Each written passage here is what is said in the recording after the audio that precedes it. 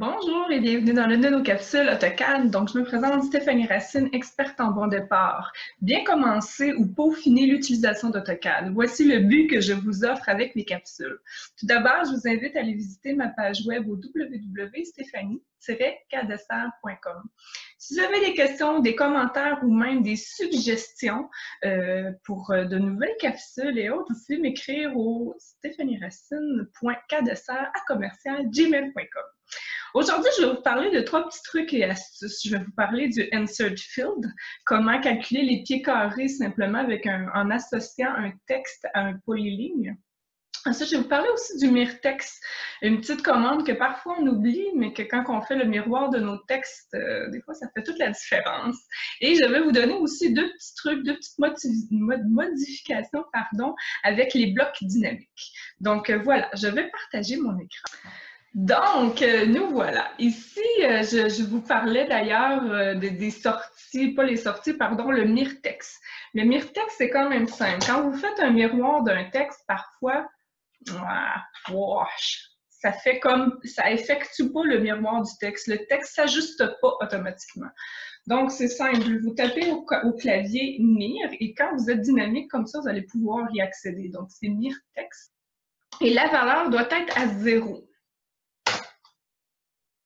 Voilà, donc quand on effectue un miroir de notre texte, le miroir s'effectue et le Mirtex s'ajuste, plutôt le texte s'ajuste automatiquement. Donc, c'était un petit truc astuce que parfois on peut oublier. Ensuite, l'Insert Field, un outil que je trouve fabuleux. Ici, j'ai associé un texte à une polyligne. Donc, dès que la polyligne se modifie, je demande un region et automatiquement, mon pied carré va s'ajuster également. Comment faire ça? C'est super simple. Vous pouvez travailler avec un rectangle, vous pouvez travailler avec un polyline, tout ça est correct. On part à partir d'un texte. Donc, ça peut être un M-texte, ça peut être un D-texte, ça n'a pas d'importance tant que c'est du texte. Donc, vous sélectionnez le texte comme ça, et vous faites un bouton de droite. Ici, vous avez l'option Insert Field. Évidemment, moi, j'utilise pratiquement toujours le même procédé, donc par objet. C'est ce que je trouve le plus adéquat. Évidemment, dans notre cas avec AutoCAD, je pense que c'est ça l'idéal. On a plein d'autres options également. Moi, aujourd'hui, je vais vous parler vraiment du type objet. Donc, on sélectionne objet. Ici, vous allez avoir un petit curseur qui va sélectionner votre objet. Ici, vous avez les propriétés de l'objet que vous pouvez choisir. Moi, rarement, je prends toujours l'air de l'objet. Donc, je l'associe à ça. Vous pourriez l'associer à la couleur, vous pourriez. Puis donc, le Insert Field va s'associer aux différentes options. Le matériel, si le matériel change, c'est là, je crois que vous avez compris. Ensuite, au niveau du format, moi, j'utilise toujours l'architectural. Comme vous pouvez le voir, ici, vous le voyez, le preview, là, vous pouvez l'avoir en millimètres, vous pouvez l'avoir en ce que vous voulez, ingénieur, tu sais, c'est très large. Mais moi, j'utilise toujours architectural. Ici, vous avez les précisions, si vous voulez qu'il y ait des décimales ou quoi que ce soit. Et moi, j'aime pas le square feet. Je préfère voir le PI avec le petit carré. Pour faire ce changement-là, vous allez ici dans Additional Format. Puis ici, dans le suffixe qui se trouve après la donnée de la propriété que je lui offre, je le change. Donc, je vais le marquer, pied carré. Et comme préfixe, on peut marquer soit plus ou moins, soit environ. Le rendu là, c'est à votre guise. Ça dépend aussi de ce que votre client souhaite avoir comme information. Donc, vous avez un beau OK, puis vous voyez, le preview s'ajuste automatiquement. Et voilà, dans le fond, votre texte est maintenant associé selon l'aire de votre carré pour ajuster des trucs dynamiques comme ça, toujours avec un region. C'est comme ça que tout va se mettre, ou sinon parfois je crois que ça fonctionne aussi avec des sauvegardes. Donc voilà pour l'Insert Field. Ensuite, moi, j'aime bien travailler aussi avec des blocs comme ça qui sont un peu plus dynamiques. Vous savez, quand on a un texte qui est moindrement long, on a souvent le désagrément d'être obligé de mettre une ligne au bout ou de modifier notre bloc, puis c'est pas souhaitable. Aujourd'hui, avec les blocs dynamiques, on a cet avantage-là, sincèrement. Puis donc, on peut jouer avec la ligne pour chacun des espaces. Donc, moi, peu importe le nombre de titres que j'ai, c'est associé seulement à lui. Donc, si je change celui-là, l'autre ne sera pas pénalisé et ne suivra pas, comme la plupart des propriétés de blocs, si on change la longueur de la ligne dans le bloc. Donc, comment faire ça? C'est très simple. On sélectionne un bloc, on va dans le bloc éditeur, donc en faisant toujours le bouton de droite. Et vous allez voir, c'est vraiment quelque chose de simple. Ici, dans votre menu déroulant, vous avez le bloc éditeur comme onglet. Et ici, vous prenez simplement une cotation linéaire.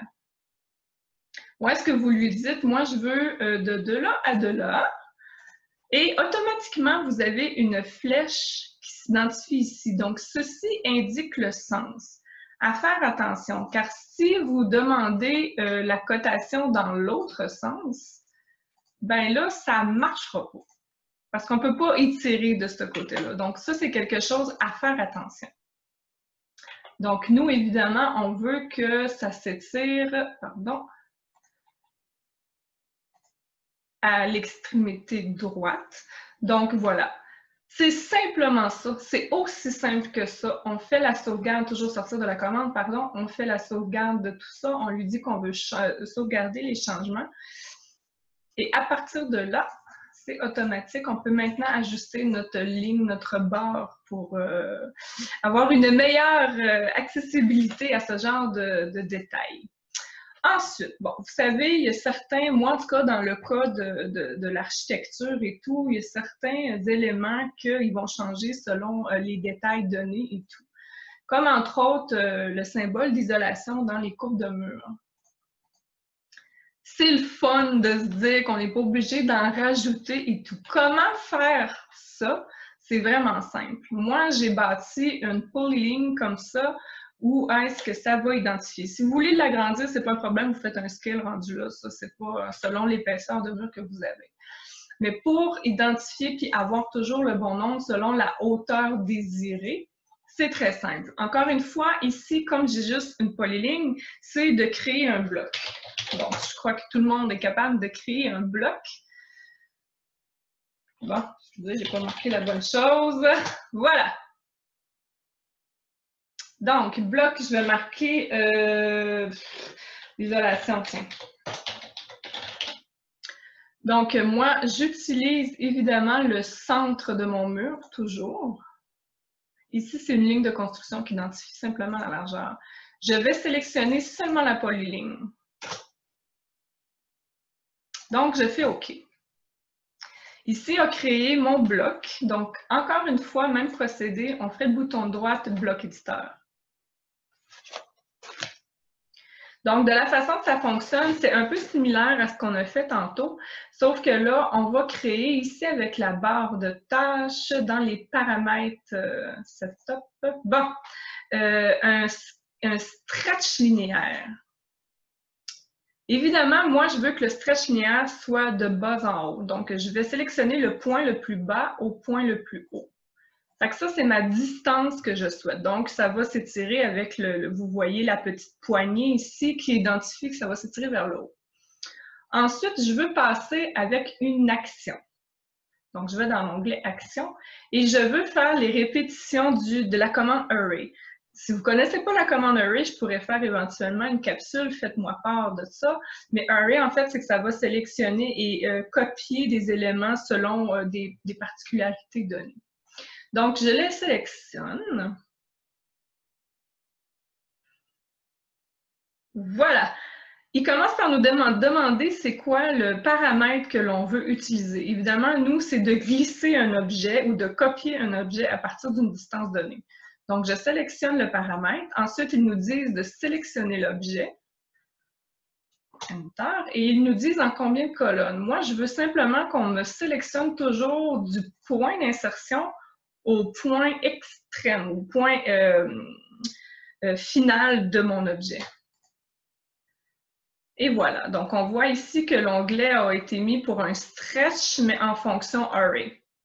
C'est tout, c'est juste ça qu'il y a à faire. Évidemment, on fait une belle sauvegarde de ça. Voilà, et à partir de ce moment-là, ben, vous avez Vous avez une merveilleuse ligne d'isolation qui se grandit à l'infini.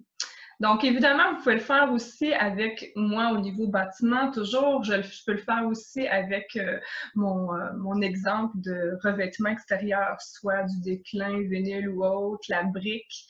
Aussi au niveau de l'isolation pour un hatch que l'on met ou ce que c'est des lignes. Donc, c'est possible aussi de le faire à ce niveau-là. Donc, tout est possible tant qu'on pense de l'utiliser, puis ça nous facilite sincèrement la tâche. Donc voilà, ça fait le tour pour ma capsule d'aujourd'hui. J'espère que vous avez apprécié. Puis n'hésitez pas à m'envoyer vos questions. S'il y a des choses qui ont été trop rapides également, faites-moi les part. Puis moi, ben, à ce moment-là, je pourrais vous répondre avec plaisir et partagez-moi aussi vos ennuis ou des petites choses que vous aimeriez améliorer sur votre AutoCAD. Je vous souhaite une excellente journée et je vous dis merci de votre écoute.